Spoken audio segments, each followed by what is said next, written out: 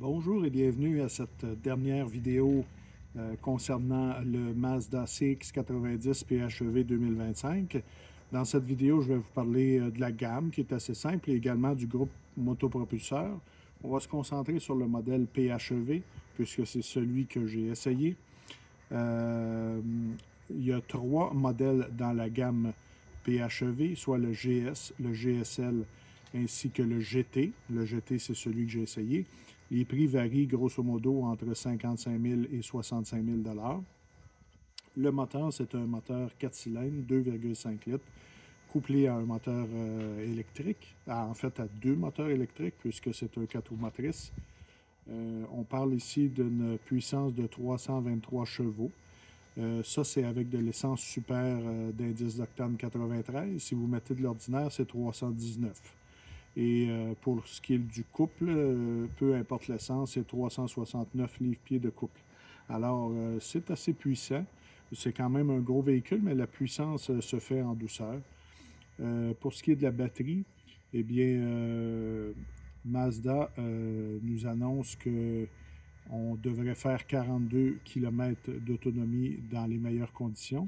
Moi, cette semaine, j'ai réussi à faire afficher jusqu'à 45 km d'autonomie. Est-ce que je peux les faire? Je ne sais pas. Je vais probablement tester ça très prochainement avant d'écrire le texte.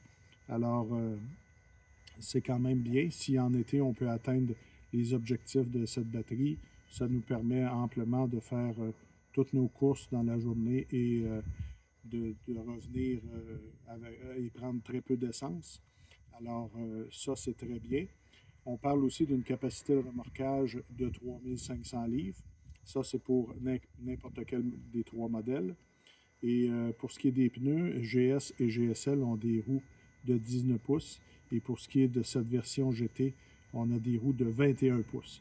Alors, ça se trouve des 21 pouces, mais il va falloir penser que ça va coûter également un peu plus cher.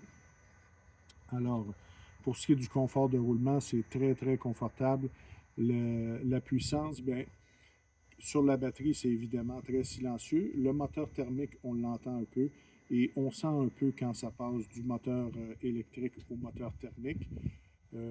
Particulièrement si vous êtes arrêté à un feu rouge et qu'on redémarre, on dirait qu'il y a peut-être une seconde où ça avance sur le moteur électrique et tout à coup le moteur à essence démarre. Alors ça peut donner des coups puisqu'on essaye de régulariser, de bien doser la pédale d'accélération et parfois, bien, quand le moteur à essence embarque, ça donne comme une poussée et ça donne des coups.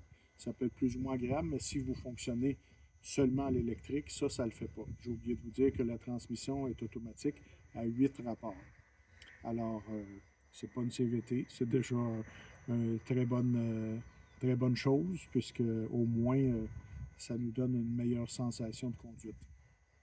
Alors, commentez, aimez et partagez. Vous allez voir un texte apparaître prochainement au www.autoopinion.ca et je vous reparle très bientôt pour mon prochain essai.